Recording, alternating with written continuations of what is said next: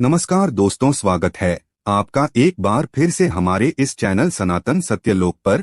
पूजा घर में 3 चीजों का रखना होता है। अशुभ धन का हो जाता है नाश, माता लक्ष्मी ऐसे घर का कर देती है त्याग।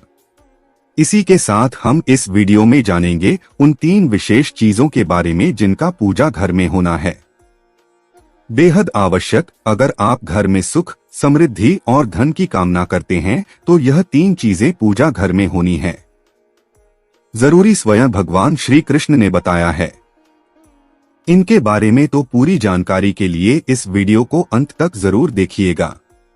तो नमस्कार दोस्तों, एक बार फिर से स्वागत है आप सभी का हमारे चैनल पर। प्रत्येक मनुष्य अपने घर में एक छोटा सा पूजा घर अथवा मंदिर जरूर बनाता है, जिसके अंदर वह अपनी सभी प्रिय देवी देवता तथा उनसे जुड़ी महत्वपूर्ण चीजों को श्रद्धा भाव के साथ रखता है। वो अपने मंदिरों में देवी देवताओं की तस्वीरें, पूजा पाठ या उससे संबंधित चीजों को भी रख देते हैं। परंतु हमारे शास्त्रों में मंदिरों में जितना चीजें रखना फलदायक होता है, उतना ही कुछ चीजों का रखना अशुभ और मंगल होता है। कुछ वस्तुएं ऐसी हैं जिनसे घर में नकारात्मकता बनी रहती है और लड़ाई झगड़ा, क्लेश और नुकसान पर नुकसान बने रहते हैं।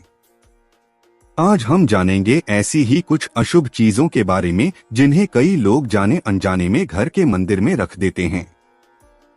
अगर आपके भी मंदिर में ऐसी चीजें रखी हुई है, उन्हें तुरंत वहां से उठाकर किसी दूसरे स्थान पर रखवा दें, लेकिन पूजा घर में भूल से भी ना रखें। लोग ऐसा इसलिए करते हैं कि उन्हें लगता है कि ये चीजें धार्मिक है और इनकी भी पूजा की जानी चाहिए। भगवान श्री कृष्ण कहते हैं कि कलयुग में कुछ अशुद्ध चीजों को मनुष्य धार्मिक मानकर उनकी पूजा करेगा, जिसे शास्त्रों में वर्जित माना गया है।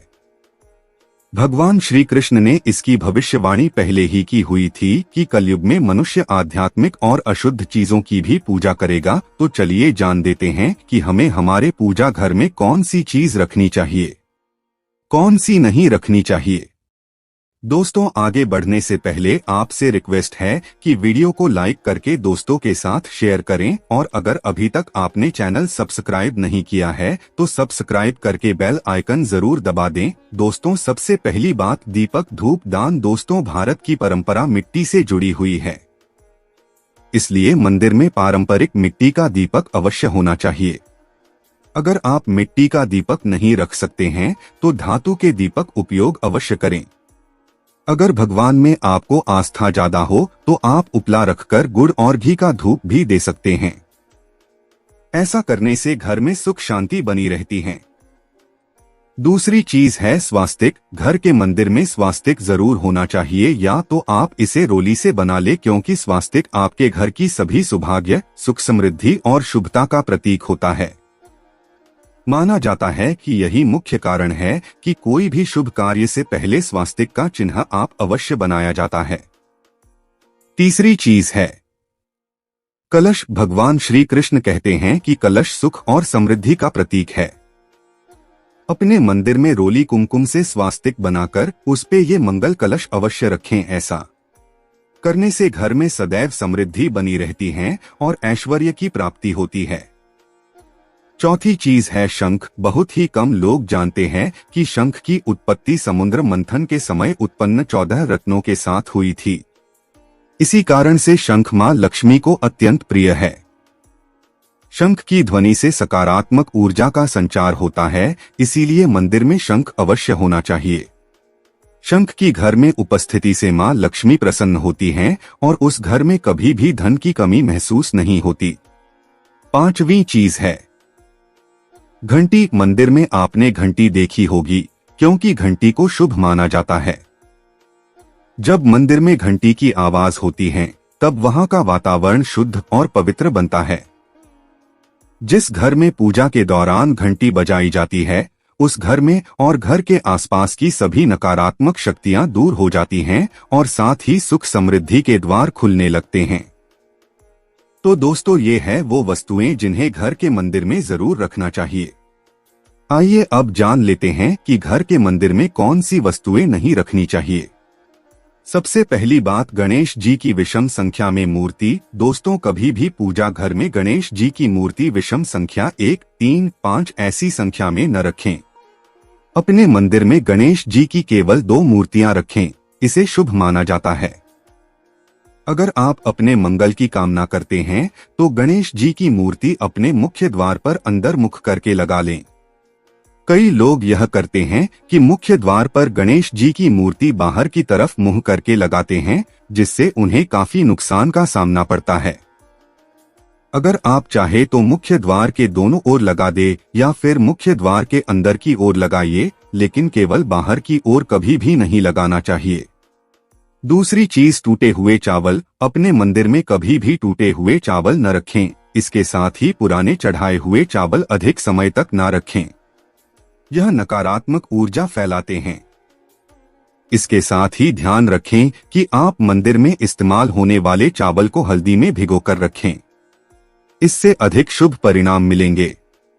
तीसरी चीज है पूर्वजों की तस्वीर। अगर आपके घर में आपने पूर्वजों की तस्वीर रखी हुई है, उसे तुरंत वहां से हटा दें, क्योंकि वास्तुशास्त्र में पूजा घर में मृत परिजनों की तस्वीर रखना अशुभ माना जाता है। इससे अशुभ परिणाम प्राप्त होते हैं। मृतक परिजन पूजनीय और सम्मानीय, किंतु उनका देवताओं के बराबर नहीं है। मृत परिजनों की तस्वीर पूजा घर में रखने से पूजा घर का वातावरण भी नकारात्मक बन जाता है, जिसका अशुभ परिणाम हमें भुगतना पड़ता है। कई लोग साधु संतों की मूर्तियां अथवा साधु संतों की तस्वीरें भी पूजा घर में रख देते हैं, लेकिन ऐसा करना शुभ माना जाता है। अगर आप किसी साधु संत को मानते हैं तो उनकी तस्वीर दीवार पर लगा सकते हैं, लेकिन पूजा घर में भूल से भी ना रखी। भैरव जी और शनिदेव की मूर्ति। दोस्तों, पूजा घर में भैरव जी और शनिदेव की मूर्ति अथवा काली माता की मूर्तियां नहीं रखनी चाहिए। इसी के साथ भी माता लक्ष्मी की खड़ी हुई मूर्ति की पूजा भी नहीं करनी चाहिए। माता लक्ष्मी सदैव ही बैठी हुई मुद्रा में ही होनी चाहिए, तो इस प्रकार से हमें पूजा घर में इन मूर्तियों को नहीं रखना चाहिए। आइए अब जानते हैं उन विशेष वस्तुओं के बारे में जिनको पूजा घर में जरूर होना चाहिए। इन वस्तुओं को पूजा घर में होने से होती है धन की वर्षा मां लक्ष्मी करती हैं। ऐसे घर में स्थायी रूप से वास। दोस्तों, पहली चीज है गंगाजल। हमारे शास्त्रों में गंगाजल को अति पवित्र माना गया है, इसीलिए पूजा घर में गंगाजल का होना अत्यंत आवश्यक है। गंगा नदी सभी पापों को नष्ट करने वाली तथा सभी व्याधियों का नाश करने वाली है, इसलिए आपके पूजा घर में एक तांबे के बर्तन में आप गंगाजल भर के रखते हैं तो इससे आपकी पूजा घर की शुद्धता बनी रहेगी और आपको आपकी पूजा का संपूर्ण फल प्राप्त होगा। दोस्तों, दूसरी चीज है कलश। शास्त्रों में कलश को पूर्णता का प्रतीक माना गया है। चाहे वो सत्यनारायण की पूजा हो, दीपावली हो, नवरात्रि का पर्व हो या फिर किसी भी प्रकार का उत्सव हो या मांगलिक कार्य हो, कलश की स्थापना किए बिना सब कुछ अधूरा माना गया है। पूजा में कलश का उपयोग देवताओं का आह्वान करने के लिए किया जाता है। ईश्वर के सामने तांबे के कलश में पानी भर के रखना इतना शुभ होता है कि अगर हम अपनी रोज की पूजा करते समय भगवान के सामने तांबे के कलश में पानी भर के रखें तो उसका चमत्कारी प्रभाव हमें अवश्य देखने को मिलता है। मुख्य रूप से तांबे के कलश का उपयोग करें। पूजा में अगर किसी सामग्री की कमी रह जाए तो परेशान न हो या पूजा बीच में ना छोड़े। ऐसे में भगवान को चावल और फूल चढ़ाकर मन में उस चीज का ध्यान करें। साथ ही प्लास्टिक की बोतल या किसी और अपवित्र धातु के बर्तन में गंगाजल कभी भी नहीं रखना चाहिए।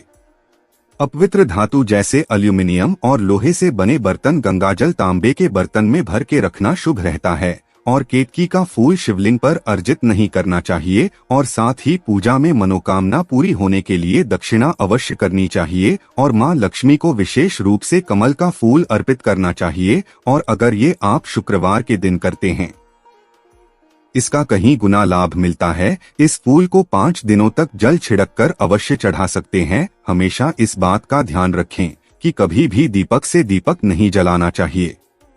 दोस्तों, शास्त्रों के अनुसार जो व्यक्ति दीपक से दीपक जलाते हैं वो रोगी होते हैं।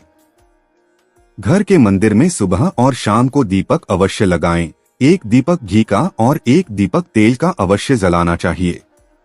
पूजा में दीपक सही जगह रखनी चाहिए। घी का दीपक हमेशा दाएं तरफ और तेल का दीपक हमेशा बाईं तरफ रखें।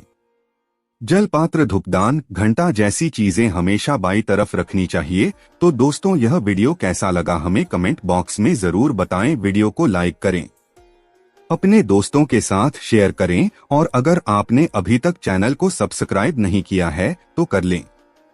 जल्द मुलाकात होगी अगले वीडियो में, तब तक के लिए सभी भक्तों को हर हर